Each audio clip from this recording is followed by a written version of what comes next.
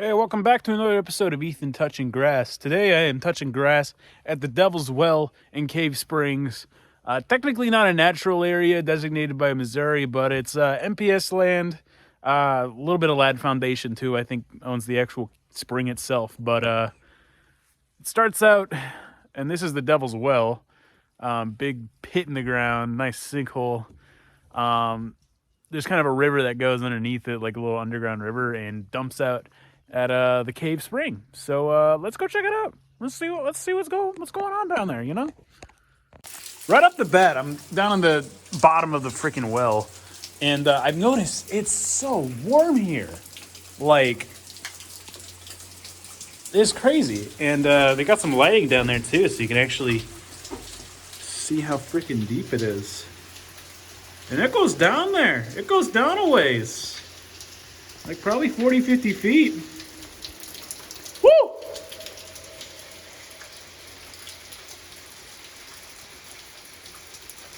That's crazy. And it's so warm too. I wonder what kind of little critters are about here. I haven't seen anything yet, but I am noticing that it's awfully green for being in the middle of February. So up here,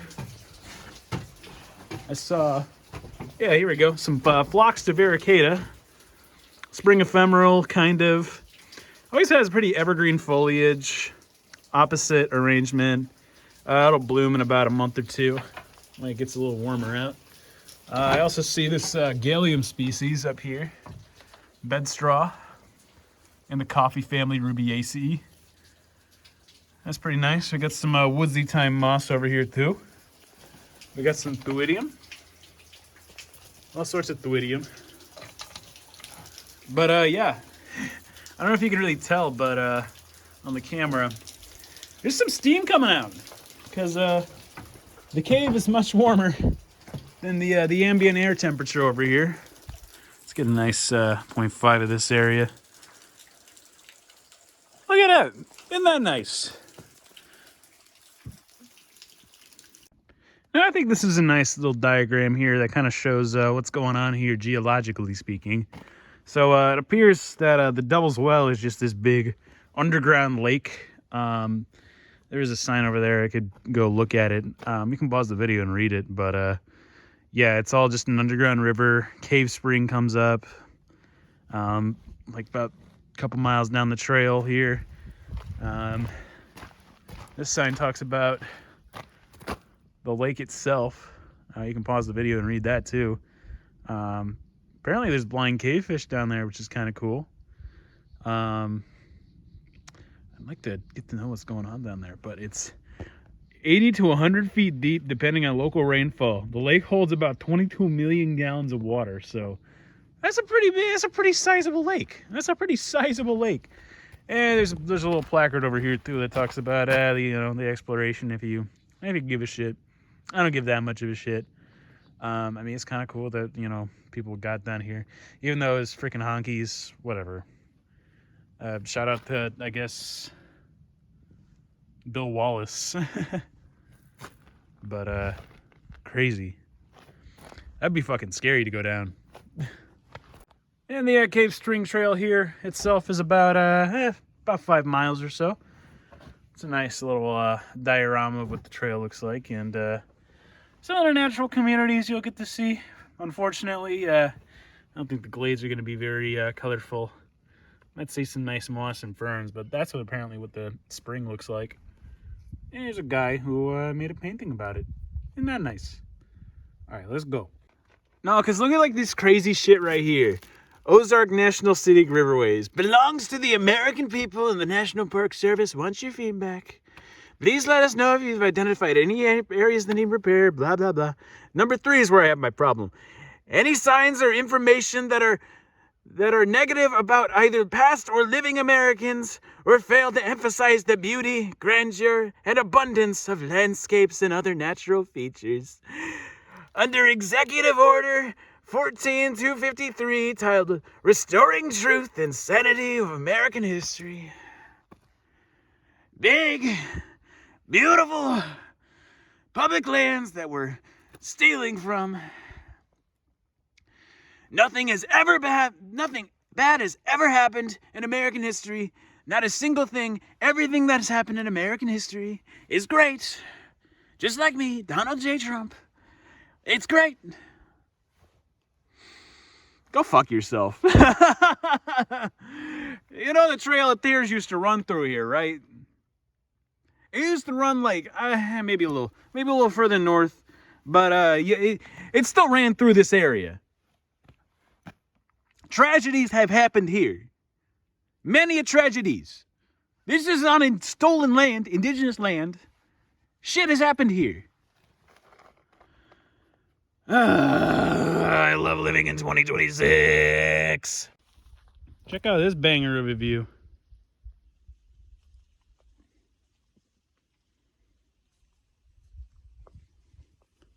It's a nice sort of glade restoration they got going on there, though. Looks kind of messy, if you ask me. They should probably, like, I don't know, there's a lot of cedars in there. They need to, like, buck up and, I don't know, do a burn here. Although there's some big pieces of fuel going on. But they do have a nice placard over here about glade restoration, which I thought was kind of fascinating. Particularly, I didn't know about the Ozark checker spot butterfly, which makes me want to grow some glade coneflower at home for sure. Not that I'd probably see it in St. Louis, but interesting nonetheless. You can pause and read that if you so feel. I thought it was an interesting read. Just about, you know, glade restoration and the Lad Foundation, what they do. Shout out to the Lad Foundation. You do great stuff down here. Keep it up. Nice. Here's an interesting moss, or lichen rather, I've been seeing a lot. This is Usnea strigosa, bushy beard lichen. There's interesting flat disc sporophylls on there with like kind of interesting looking hairs.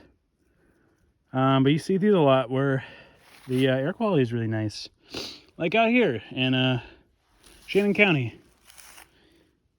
Seeing a lot of this down here, as a matter of fact.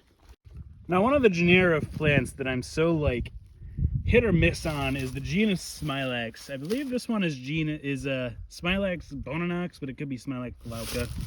I'm not sure entirely the difference, but one of the few plants with natural variegation native to Missouri. There's like Phacelia bipennidifida and Passiflora lutea are the other ones I know of. There's probably more. Oh, Hydrophyllum too. But it's a kind of evergreen, semi-evergreen, I'd say. They kind of get this nice reddish tone to them, and surprisingly, these are monocots, not dicots, meaning they only have one cotyledon when they sprout. More related to grasses than, say, like sunflowers or mints, which is kind of interesting. They got this zigzag pattern, nice. My problem with them is these freaking nasty thorns associated with them, and Smilax often tends to colonize and appreciate that view for a second. The birds are singing too. And right over here we got one of my favorite winter interest plants, Omasalata, Omaceae. I think I talk about this plant enough, but it's still just one of my favorites. Like, you can't get wrong with that.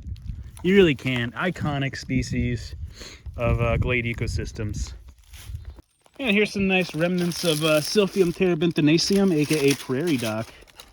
You can tell because it has these like sandpapery texture with these like little white spots on it, but a sandpapery texture all around. They often also have these nice stalks to them. This one must have broken off at some point, but they can get upwards of like 12 feet tall or so. They're one of my favorite plants, period. Iconic glade species. You see them on prairies too. Huge leaves, can get like 2 feet long, foot across, with cooling, like a cooling mechanism to them as well. You know, right now it's not really it's time to shine clearly, but you know, midsummer, these things are mint. Love them. I want to get a tattoo of one. Now this is a plant I've been seeing a lot of lately. This is Anemone virginiana, otherwise known as thimbleweed. And you always see these kind of poofing out this time of year. I guess they kind of break apart as freeze-thaw action happens. Super fluffy seeds on there. Usually they'll have kind of like a spheroid shaped head that's covered in these little seeds. You can just take them off. You too. You can almost kind of get a semblance of what they would look like. Those bloom in like late spring, early summer. Nice white flowers. You always see like too, they have these leaves at just a certain point where they kind of branch off and become flowers. In the family Ranunculaceae, same as like clematis and columbine, and there's a whole bunch of species in this family. But yeah, this is Anemone virginiana. I'm gonna scatter the seeds. At least try my best to. They're wind dispersed, so I'm kind of helping them out by throwing them out. I think they just went right back to where I just collected them from. There's another one over there. Fairly common, kind of a woodland glade species, kind of generalist. But yeah, they're a nice one. I think that more people should have it in their garden. Kind of coming up on this like interesting mossy mesic ecosystem, and since it's February, I'm starting to see a little of the spring of emeralds pop up, native and invasive. Like right here, I believe this is a species of Blophilia in the mint family. Let me verify. Oh yeah, that's a Blophilia. Definitely in the mint family for sure. And I think we have right here, this is Stylophorum diphyllum, I believe. Wait, no it's not. Cardamom. Okay.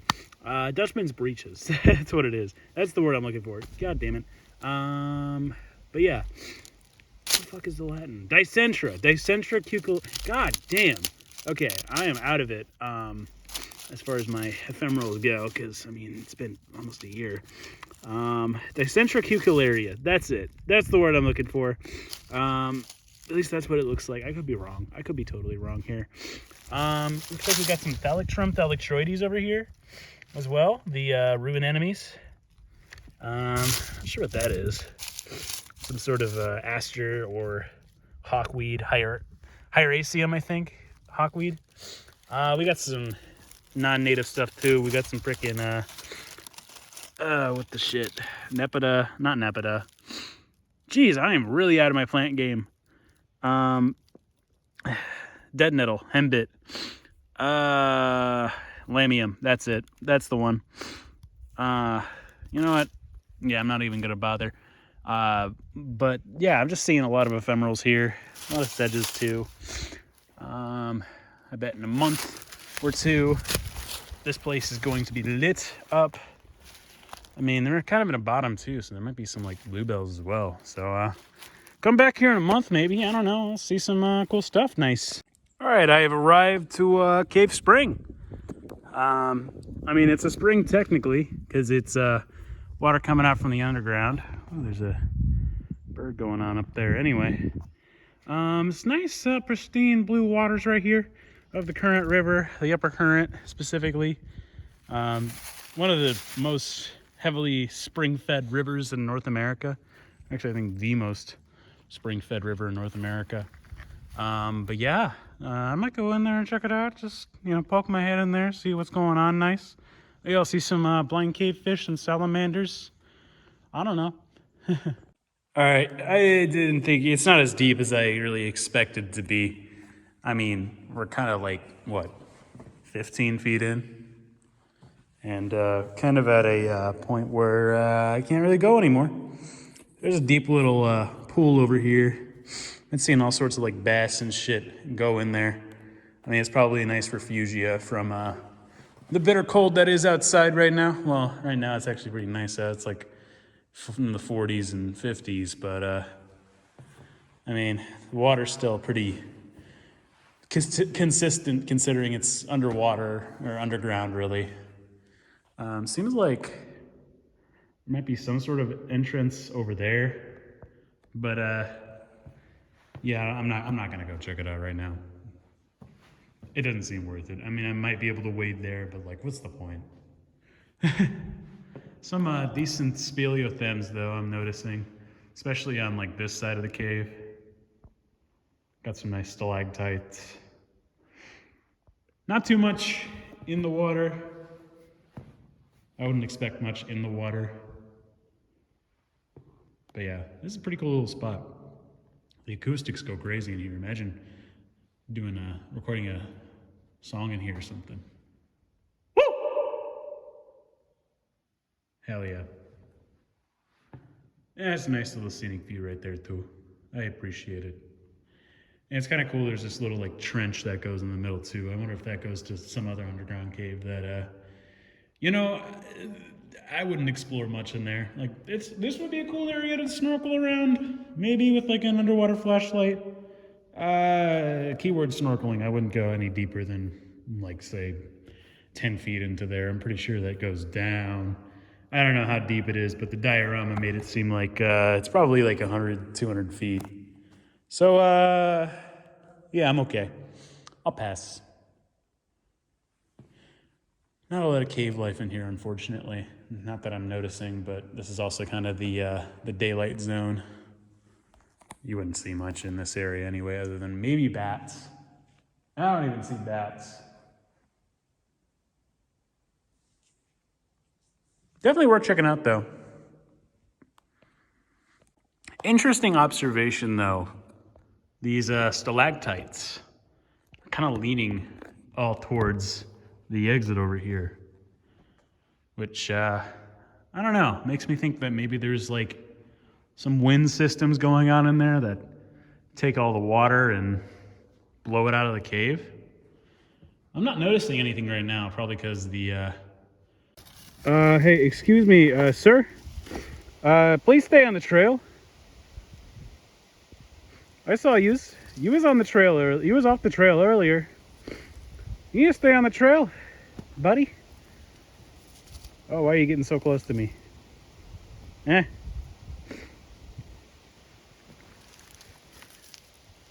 You're a beautiful animal, but I don't want leprosy. You got that? You sniffing around? I don't know what's going on. You don't know. These armadillos, man. Dumb as rocks. Blah, blah, blah, blah, blah, blah, blah, blah, blah. Blah, blah, blah, blah, blah, blah, blah, blah. See, look, they're not even nothing. Zero survival skills. Come on, dude. What if I was a bear? What if I was a cougar? And I saw a nice fine meal right there. I ain't gonna eat you, but you know, other things might. Yeah, go fuck yourself, bye. Now, if you're ever hiking like a glade restoration or something, and you notice that there's all this dead cedar, all this dead Juniperus virginiana all over the place. You're like, why do they do that? Well, I'll tell you why. There's a good reason. Because when they grow up to be like big trees like that over there, they shade everything else out, and a lot of the glade species require full sun, dry soils, and you always notice under like cedar, in like cedar groves, there's not a lot of life going on because leaves are covering up the forest floor the whole year. So yeah, it just kind of prevents anything from really taking hold, especially glade species. So it's necessary in glade restoration to cut down cedars and burn them. Fortunately, they burn very well. They're a very fire sensitive species, by the way. If you have a fire on a glade and there's a young cedar, it'll just light the hell up. So it is a necessary part of conservation. Granted, the juniper does have host species, the juniper hair streak butterfly. So it's not like it's an unimportant plant. It's just kind of taking over and needs some management. Its natural habitat is really like cliffside. You always see the oldest ones on cliffs. But, you know, on like glades and stuff, you'll see them take over and become whole groves, which is, it's not great for the native glade species. May have went off trail just a little bit. It's okay. It's bottomlands, whatever. But, found this nice, frozen waterfall we got going on here. And this nice, cliff face, little overhang. I bet Neolithic people probably stayed here and chilled. It was a little rainy. Also, sexyrootflares.com. Look at that shit. On this Platanus occidentalis, American sycamore. Always a banger with the root flares here. Just look at the size of this. Look at the size of this freaking root flare. And it's like there's a root going into the root flare. Rootception. What the hell? And it's just dummy thick. God damn. Beautiful root flare. Beautiful, beautiful. Roots just... You got this guy just going crazy. That guy going all the way over there and then up back into the bank. Sycamores just have the craziest freaking root flares. Like, you really can't go wrong with these guys. Platanus occidentalis, Platanaceae. Kind of related to Proteas down in the southern hemisphere. In that same order. So that's kind of cool. But yeah, super, super beautiful root flare. And then up there you get the white new growth. Just a sexy tree in general, let's be real. And pretty near that last spot I just showed you, there's a little cave, another little cave. Doesn't go very deep, I don't think. There's a few entrances though. But I think it's more just like an overhang than anything. Maybe a collapsed cave, but nice rock formations at least. I may have to cut this video short because my phone is being a dick with the fucking storage. I'm gonna have to get a camcorder if I keep doing this shit because I only got like 64 gigabytes on this phone, and the more I record these videos, the less it is like, ooh, you're out of storage. Ooh, it cuts my fucking video short. So, you know, I might record a few shots here and there, but, you know, if I don't, peace out. It's a good time. It's a cool spot. Nice.